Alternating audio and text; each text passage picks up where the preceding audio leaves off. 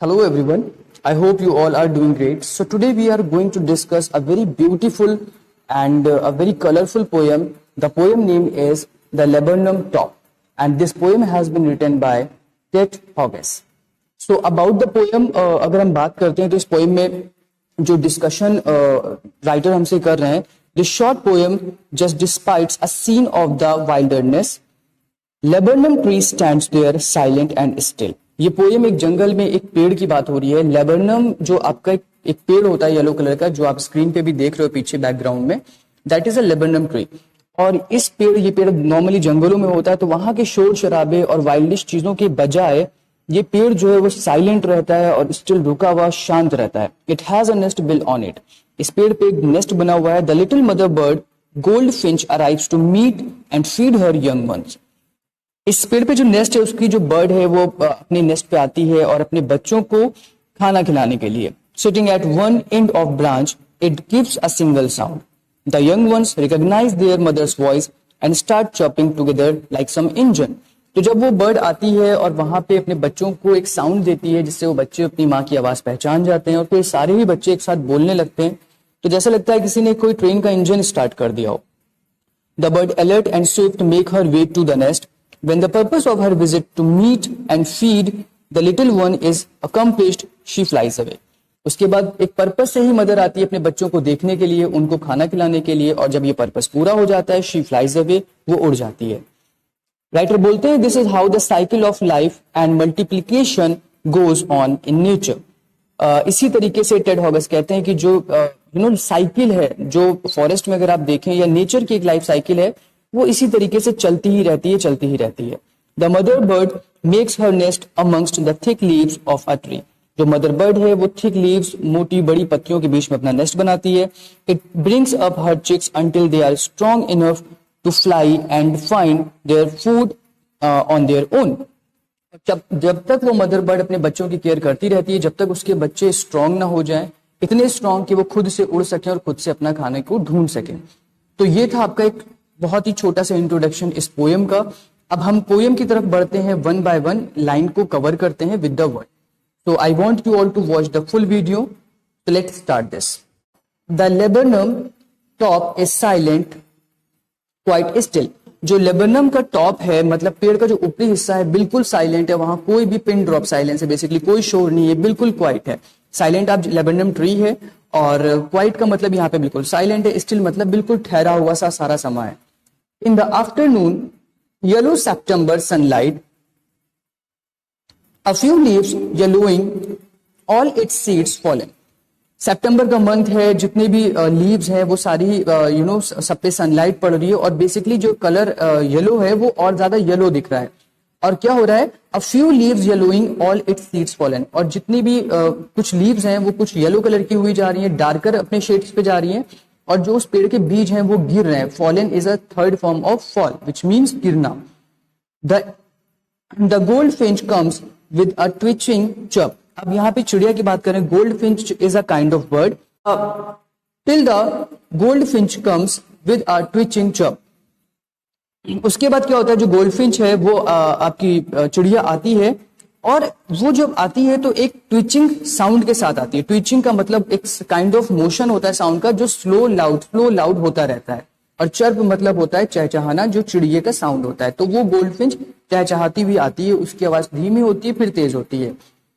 A suddenness a startlement at a branch end. और उसके बाद सडननेस मतलब अचानक से एक स्टार्लिमेंट होता है, जिसका मतलब होता है एकदम सरप्राइज कर देने वाली चीज होती है ब्रांच के ऊपर. क्योंकि अभी तक इस जगह पे पूरा एकदम शांति थी, सन्नाटा था, और एकदम से शोर होने लगता है. तो ये चीज काफी सरप्राइजिंग थी. यहाँ पे आपका फर्स्ट पैरा पूरा होता है. सेकंड पैरे पे आते हैं. Starting, the sleek as lizard and alert and abrupt, she enters the thickness and a machine starts up. उसके बाद बोलते हैं जो ये बर्ड है, गोल्डफिंच है, वो बहुत ही ज्यादा स्लीक है, जैसे कि लिजर्ड. स्लीक का मतलब होता है बहुत चिकनी और स्मूथ है, और अब्रप्ट का मतलब आपका होता है सडनली, मतलब अचानक से. तो बहुत ही ज्यादा वो स्मूथ है और बहुत ही ज्यादा तुरंत फ्लिप कर रही है, उड़ रही है. She enters the thickness. और उसके बाद वो अपने नेस्ट में, जो पेड़ में उसने होल बना के रखा है या उसका जो नेस्ट है उसके अंदर वो एंट्री लेती है, और मशीन स्टार्ट्स अप, और उसके बाद ऐसा लगता है कोई मशीन स्टार्ट हो गई, सारे ही बच्चे एक साथ चर्प करने लगते हैं, चहचहाने लगते हैं.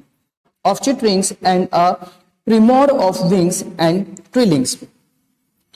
चिटरिंग्स का मतलब चर्प करना होता है, और ट्रिमोर वर्ड जो यहाँ पे ये दिया हुआ है इसका मतलब होता है मूवमेंट, और ट्रिलिंग्स जो वर्ड है इसका मतलब होता है शिवर. तो जो बच्चे होते हैं वो अपनी माँ को देख के मूवमेंट करने लगते हैं, चिटर को यानी चर्प करने लगते हैं, और शिवर क्योंकि वो बहुत ज्यादा छोटे हैं, बहुत वीक हैं, तो वो शिवर मतलब कांपने लगते हैं. Then the whole tree trembles and thrills. और उसके बाद क्या होता है, जो पूरा पेड़ है वो ट्रम्बल करने लगता है, मतलब हिलने सा लगता है, लड़खड़ाने सा लगता है. थ्रिल्स मतलब थर्रा सा जाता है, because of the noise, because of the happiness of chicks and mother bird. The last line is it is the engine of her family. और ये जो पेड़ है ये एक तरह से आप कह सकते हो इस बर्ड का एक इंजन है जिसके अंदर वो रहती है या उसके बच्चे रहते हैं. Well, moving on to the last para of this poem. She strokes it full then flirts out to the branch in. उसके बाद वो क्या करती है, इस stroke it to full. Stroke का बेसिकली यहाँ पे मतलब है add fuel to the fire, मतलब किसी चीज को और ज्यादा एग्जैजरेट कर देना. तो यहाँ पे क्या होता है, वो चिड़िया आके उन बच्चों को बिल्कुल एक फ्यूल तरह से भर देती है, जिससे वो एकदम बोलने लगते हैं, खुश हो जाते हैं, और वो जगह जो है वो पूरी साउंडफुल हो जाती है. Then flirts out. उसके बाद क्या करती है, वो फ्लर्ट्स कर जाती है. फ्लर्ट्स का मतलब होता है सडनली फ्लाई, एकदम अचानक से वो उड़ जाती है, ब्रांच के एंड पर जाके बैठ जाती है. सेकेंड लाइन है showing her barred face identity mask. और वो अपना फेस दिखाती है. बार्ड फेस का मतलब है यहाँ पे फेस पे झाड़ियां बने होना, कुछ इस टाइप की, और फेस मास्क मतलब उसके फेस पे ऐसा एक लुक है. Then third line, then with a airy delicate whistle chirp whisperings. Airy word जो यहाँ पे दिया हुआ है इसका मतलब होता है स्ट्रेंज, और डेलिकेट मतलब होता है आपका कोमल सा. तो फिर वो अपना जो है बहुत ही कोमल सी आवाज के साथ, बहुत ही स्ट्रेंज आवाज के साथ वो चर्प करती है और विस्पर करती है. विस्पर का मतलब होता है धीमी आवाज में बोलना, वो बुदबुदाती है. Then she launches away towards the infinite. और जो उसका पर्पस होता है आने का, अपने बच्चों को खाना खिलाना और उनसे मिलना, वो पर्पस पूरा हो जाता है. फिर वो क्या करती है, शी लॉन्चेस अवे मतलब वो वहां से उड़ जाती है, वहां से अलग हो जाती है towards the infinite. Infinite word की मीनिंग यहाँ पे है आपका सम अननोन प्लेसेस, एक ऐसा प्लेस जो कोई नहीं जानता. फिर उसके बाद वो वहां से उड़ के ऐसी जगह चली जाती है जहां कोई नहीं होता है. फिर क्या होता है, and the laburnum subsides to empty. जो लेबरनम ट्री है वो पूरी तरीके से सबसाइड्स हो जाता है, मतलब लैप इन साइलेंस, बिल्कुल सन्नाटे में फिर से खो जाता है, और वहां पे कोई तरह का शोर नहीं होता, बच्चे शांत हो जाते हैं. फिर से वो जैसे कि नॉर्मल चीजें चल रही होती हैं, सितंबर सनलाइट पेड़ों पे पड़ रही है, कुछ बीज गिर रहे हैं, पत्तियां येलो हो रही है. With this the story comes to the end. So in this poem, the narrator is trying to tell us, the poem tells us life in a process of exchange and transformation. Poet कहना चाहते हैं जो life है वो basically एक process है जो change होता रहता है और जिसमें चीजें ट्रांसफॉर्म होती रहती है. वो बच्चे छोटे हैं, फिर वो बड़े हो जाएंगे, फिर वहां वो बच्चे अपने नेस्ट बनाएंगे. इस तरीके से लाइफ चलती रहती है. People are alive because they undergo change. और लोग जो जिंदा रहते हैं वो इसी वजह से रहते हैं क्योंकि वो चेंजेस को अडॉप्ट करते हैं, चेंजेस प्रेफर करते हैं. हम लोग अपने अंदर बदलाव लाते हैं, इसीलिए हम जिंदा रहते हैं. द गोल्ड फिंच मतलब वो जो बर्ड है, transform the tree and make it peacefully और just like a happy tree. एक उस सन्नाटी जगह पे गोल्ड फिंच जो एक बर्ड है इसको एक जिंदगी देती है, आती है, इसमें शोर पैदा कर देती है. Alive without bird the tree.